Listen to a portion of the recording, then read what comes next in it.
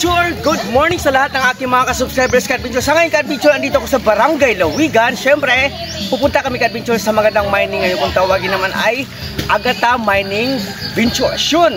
Galing dito Ka-Adventure ay magta-travel kami more or less mga 15 minutes maximum para makarating kami sa isang lugar na dapat namin i-explore. Kasi pagkakaalam mo Ka-Adventure, itong mining na ito ay talaga napakaganda puntahan. Kasi ang kinaganda Ka-Adventure, na-rehab siya at sa ngayon Ka-Adventure is open na siya for adventure. Sa lahat ng mga turista na dapat sumama sa akin ay pupuntahan natin ito soon. Kaya sa akin Ka-Adventure, samahan nyo kasing vlog for this morning para mag-travel, para puntahan namin ang napakagandang mining sa ngayon. Tara po Ka-Adventure!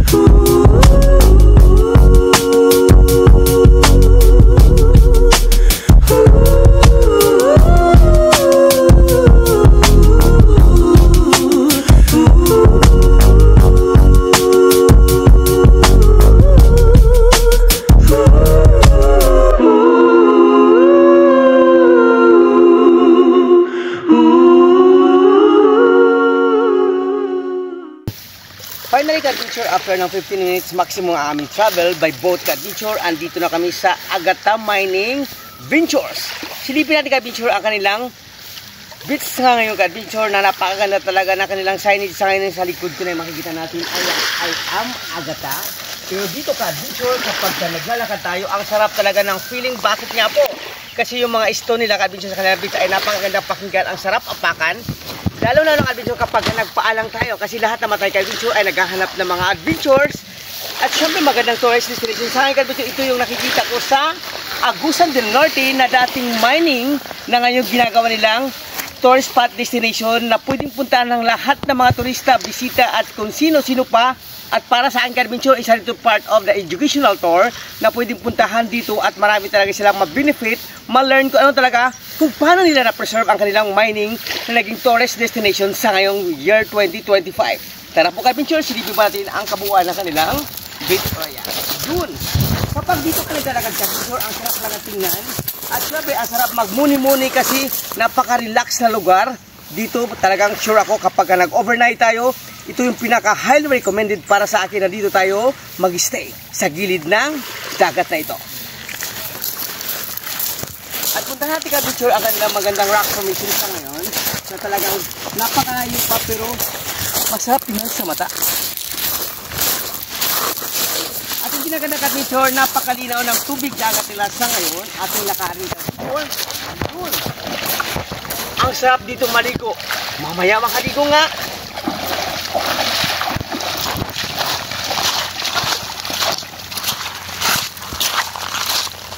Dito naman Ka-Adventure, natatanaw ko yung maganda nilang cottage. Sa ngayon talaga namang very creative sila kasi ginagawa talaga nila ng paraan na dito sa taas ng rock formation mayroon silang cottage sa inilalagay. Siyempre ganoon talaga, lahat naman po ng mga tourist destination ay kailangan talaga mayroong mga technique kung paano talaga pagandahin at mainganyo ang lahat ng mga tao na pupunta rito Ka-Adventure. Tara po! So dito ba kumakita Ka-Adventure, dahan-dahan lang. Kasi itong inaapakang Ka-Adventure ay slightly man-made at ito naman ay kasama na ang mga limestone. Yun! Wow! Yun! Dito naman Ka-Adventure, kapag umakyat ka na, kailangan tayong mag-ingat kasi para sa akin isa rin itong adventure na cottage na dito tayo pwede mag-stay.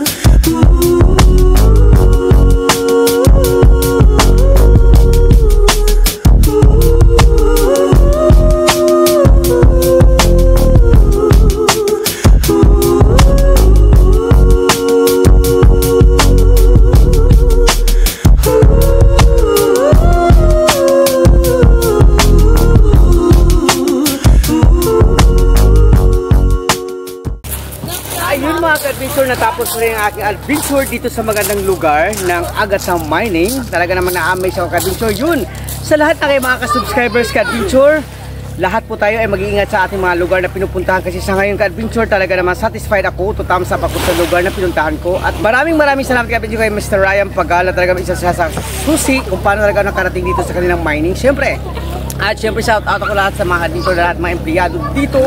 Galingan nyo pa yung ginagawa kasi ang ganda talaga ng inyong mga mining na ginagawa nyo ngayong tourist destination sa ngayon. Yun! Sa lahat ko mga ka-adventure at aking mga turista na pwedeng pumunta at mag-relax dito sa lugar na ito ka-adventure, talagang highly recommended. Pwede dito mag-overnight staying at silipin ang kagandahan ng nature mga ka-adventure. Yun! Bye ka-adventure! Raul Adventure to. Bye everyone!